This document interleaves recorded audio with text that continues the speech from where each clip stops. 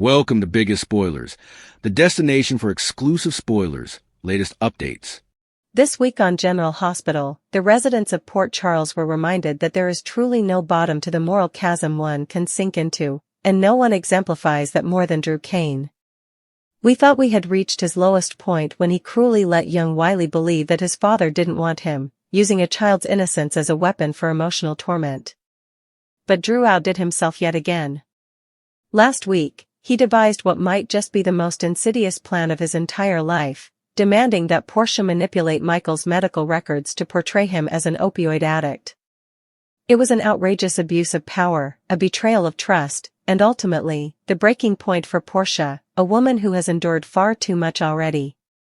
Drew, blissfully unaware, seems to understand only that he has forged a new monster out of his nearly wife, one who will soon wreak havoc in response to his tyranny. Drew's scheming eyes, as he gazed upon Willow, wide-eyed and dreamily envisioning a wedding while obsessing over the Quartermain estate, saw the perfect pawn in her. He immediately recognized that she had become an accomplice in targeting Michael and Sasha's child, a puppet eager to execute his dark designs. You might think that would spark some introspection in Drew, some realization that perhaps he should pause and calmly discuss the damage he's causing with his nephew's ex-wife. But no. Self-awareness seems to be a skill lost on him. Instead, he barreled forward, forging ahead with the wedding, oblivious, or perhaps indifferent, to the fact that his actions were molding Willow into a shadow of her former self. Or maybe, like Willow, he is delusional enough to think that simply tying the knot will magically repair the chaos he has sown. And yet, the Ashfords are not done. The game is far from over. Enter Portia. Portia, who has weathered far more betrayal than anyone should have to, found herself in an unenviable position. There she stood, in her office, attempting, rather futilely, to explain Drew's insidious plan to Willow as though she were speaking to a child. One could almost see the thought bubbles forming above Portia's head, filled with silent exclamations of "Girl, seriously?" She feared that Willow, deeply indoctrinated in the so-called Dawn of Drew cult, might refuse to see the truth about her fiancé. And, as it turned out, Portia's apprehension was well-founded.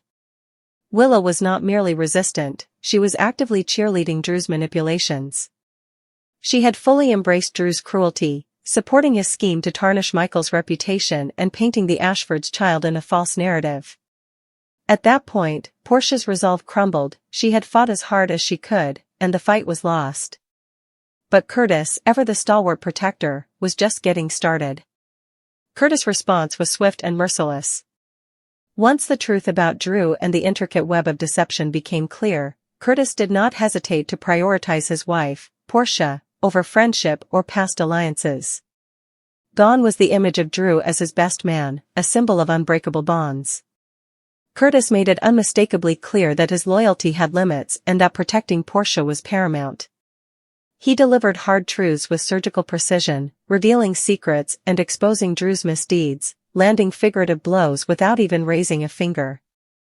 Drew, predictably, remains blissfully unaware that the walls are closing in, that the Ashfords are fighting back with vengeance and precision. Meanwhile, poor Trina experienced the sting of betrayal firsthand. Her first serious romantic endeavor since Spencer's collapse was sabotaged by a boyfriend whose loyalty faltered, who allowed Drew to interfere and undermine her trust. Trina's disappointment resonates, a reminder that Drew's actions ripple beyond his immediate targets, affecting innocent bystanders and those who simply dared to trust him. Fans are on her side, rooting for her to remain steadfast in her loyalty to the Ashfords while navigating the treacherous waters Drew has stirred. And then there is Willow, the so-called bride of Frankenstein, or perhaps the monster herself. She continues to be one of soap's most confounding figures, an enigma of delusion and denial. This week, her arc reached its predictable but still shocking apex. When confronted by her mother, Nina, she devolved into a feral, unrecognizable version of herself. In Willow's mind, nothing is her fault, all blame falls elsewhere, and Nina becomes the default target for fury. Willow's capacity to rationalize Drew's transgressions while vilifying the one person attempting to guide her is both tragic and infuriating.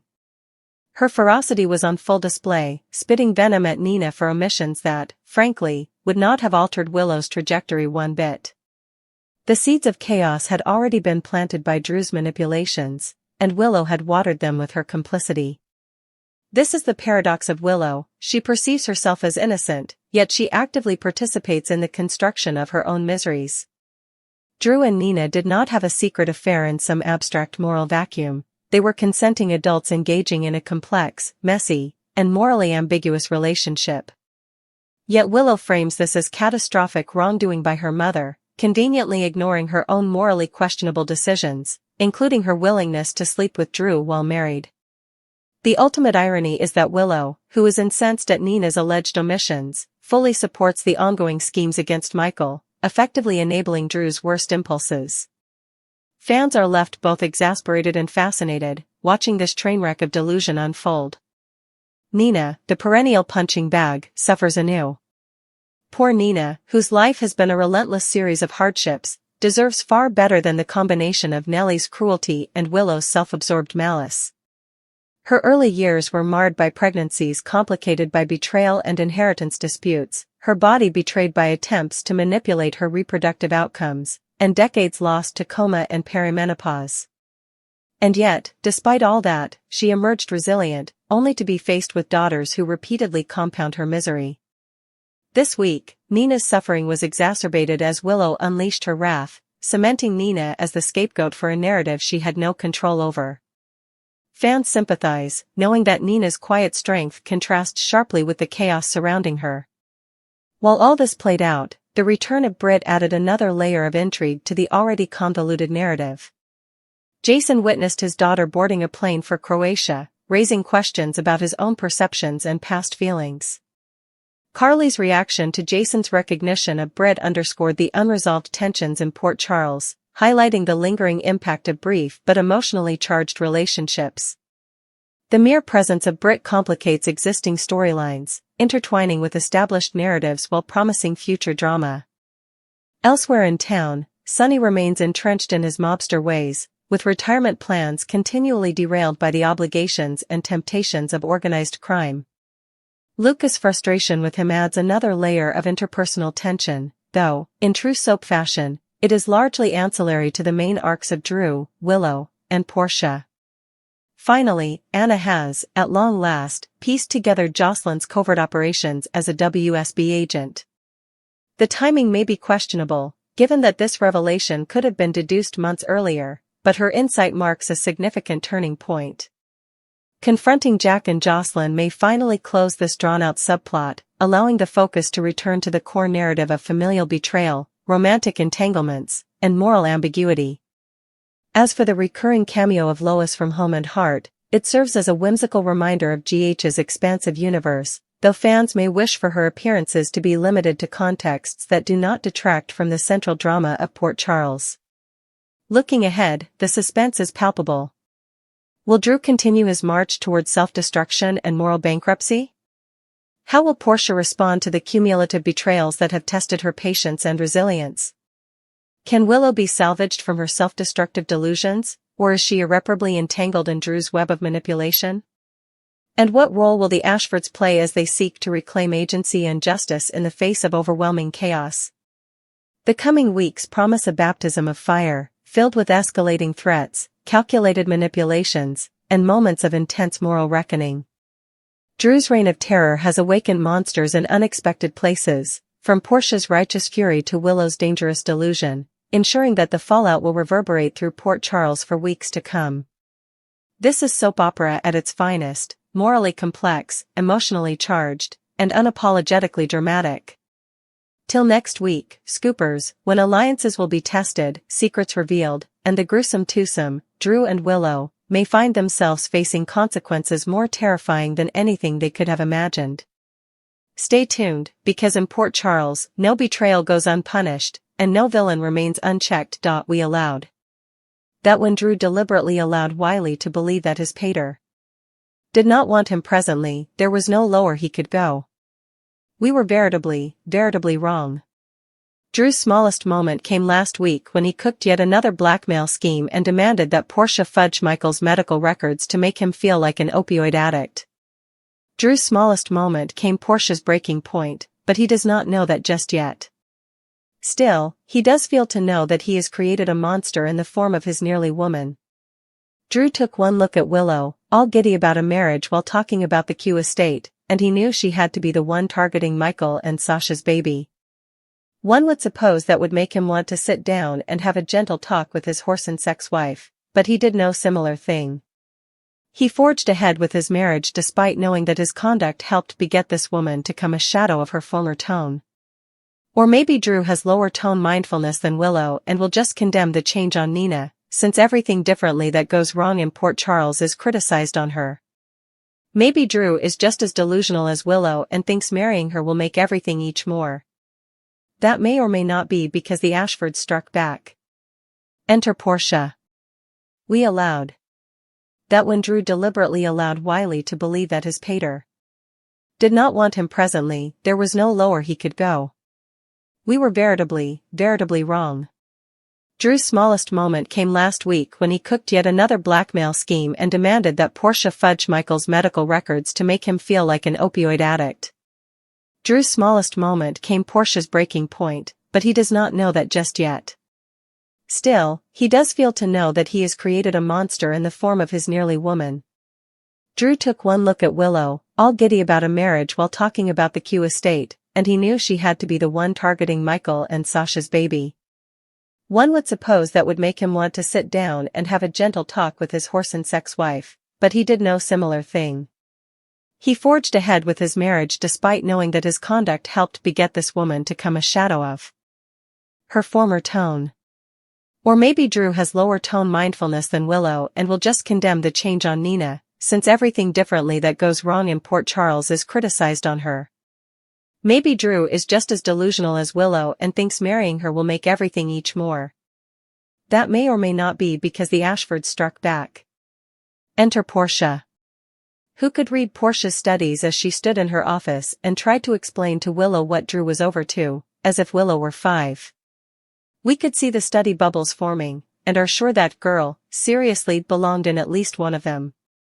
Portia bothered that there was a possibility that Willow was so far gone in the dawn of Drew cult that she wouldn't believe the verity about her fiancé, but Willow was way further gone than that. She actually had no problem with the idea of Drew blackmailing Portia and painting Michael to look like a medicine addict. In fact, she cheered him on. At that point, Portia gave up, but Curtis sure didn't. Curtis cuts to the chase flashback when Drew was Curtis' stylish man when he married Portia, and Curtis was Nina's stylish man when she nearly married Valentine? Well, occasionally you have to leave the F out of BFF because Curtis surely forgot about the ever part. And so did Drew. In fact, Drew forgot about it late last time when he decided to squinch Curtis out of the Sun-Up CEO position just to buy Michael into forgetting all about that silly kiss with Willow. So, Curtis has been playing dirty with Drew ever ago, but not as dirty as Drew has been playing with Portia. Curtis may be exasperated by the mess Portia got herself into with Drew, but he'd to choose between his woman and one of his veritably stylish musketeers, and he chose his woman. Curtis did not hash words or waste any time. Once he decided he was going to betray Nina, he boogied right into the bridegroom's room at the church and just spewed out, telling Willow that her mama had coitus with her fiancé. Heck, we did not indeed need to see Curtis explain this stunner, and we didn't. By the coming occasion, Curtis had come and gone, but he gestured that lightsaber around, struck back, and landed a quick blow on Drew without lifting a cutlet. And Drew does not indeed know it yet. Also there is poor Trina, whose first real love since Spencer went belly up, because her swain basically chose Drew over her and betrayed her trust. Trina, we feel ya. Drew did your parents wrong in a myriad of ways, and your dumb swain just did not watch. You keep staying Team Ashford, and we will have your reverse. The bridegroom of Frankenstein. Or Frankenstein's monster, and also we've Willow, one of detergent's dimmest, most delusional characters, ready to walk down the aisle allowing she has absolutely nothing to do with the hot mess her life has come. Willow took quite a trip this week, but when she got Nina alone in that room, she did exactly what suckers have been prognosticating for a time, and exactly what Nina had been prognosticating, too. She came feral with her mama. Nothing is ever Willow's fault in Willow's spoiled mind, so Nina has now come the fall Joe and punching bag. Since Willow has spent up most of the time she has known Nina being cruel to her, it was not hard for her to return to form and spear nails at Nina for not telling her commodity she presumably should have mentioned. We will give Willow a pass there, but Willow made her bed. Or at least her playroom bottom and office bottom. Now it's time for her to lie in it. Because then are some data. Drew and Nina did not have an affair behind your reverse. They were two subscribing unattached grown-ups who chose to have hate coitus. Was it a good idea? Probably not. But it was their choice to make, just like it was Willow's choice to have coitus with Drew while wedded. But Willow thinks her life is ruined because her mama left out a tidbit of information that might have led her to make different choices, but would it have? After all, Willow knew darn well her fiancé was ready to set her hubby up as a medicine addict and was all for it. Amazing how this was the ground too far, presumably because it involved everyone's favorite Port Charles punching bag, Nina. Nina merited better daughters, poor Nina. What did she ever do to earn Nellie and Willow as her children? Did she get pregnant with her hubby's kitties at just 22 times old, which led her mama to try and induce a confinement so her mama did not lose her heritage? Did that attempt to induce a confinement land Nina in a coma for 20 times? Did Nina wake up in perimenopause and learn that not only was her child dead, but she could not have any further kitties? Did she also discover that Ava had an affair with her hubby that also redounded in a gestation, causing Nina to lose it when she learned that Ava got to raise Silas' child when Nina had no children? Yes, to all of that. And for all that trouble, she ended up with two perturbed daughters who progressed to give her nothing but misery from the day she met them. While we do agree with Willow that Nina really should have told her about the Drew coitus, we get why Nina didn't. It wouldn't have signified if Willow told her last summer or this summer. Willow would have turned on Nina and acted exactly as she did when Curtis eventually revealed his stylish friend's secret. We anticipate to see Nina groveling to Willow for months to come, but we do not want to see that. We want her to hop a flight to France so she can spend time with her superior son, Sasha. Occasionally the stylish kitties are the bones. You did not give birth to. Oh, that is right, Brit's alive. While Aunt Liesel dealt with all the Willow and Nina drama, Jason spotted her son boarding an airplane for Croatia, and he is not sure if he's losing his mind or not. Carly did not like hearing that Jason actually allowed. He saw Brit. That means that Jason really did have passions for Brit, making hers and Jason's alternate 2021 marriage further of a joke than she realized. Beget Jason sure did not have a flashback montage about Carly this week. That was all Brit's home. Carly did not indeed know about the Brit montage and still looked like she was going to have a cow. Port Charles odd and end Sunny still a toughie, y'all. We aren't sure where those withdrawal plans went, but he just keeps getting smelled and farther and did all those toughie effects this week. Now Lucas is each frenetic at him. Ho hum, finally, eventually, Anna has figured out that Jocelyn is a super asset. She should have derived that by May reaches and not on some arbitrary Monday in July. Her reasons for not defying Jack and Joss about this are kinda dumb, but if she did, perhaps this dopey Joss-tuned WSB agent story would eventually come to an end. Who was not surprised to see Lois appear on Home and Heart? Who does not want to ever see Home and Heart again and hopes GH finds a reason to give us Luna Moody. We mean Flora Gardens. Anywhere but the Home and Heart set. Till coming week, Scoopers, when we find out if the horrible twain really will unite as man and woman.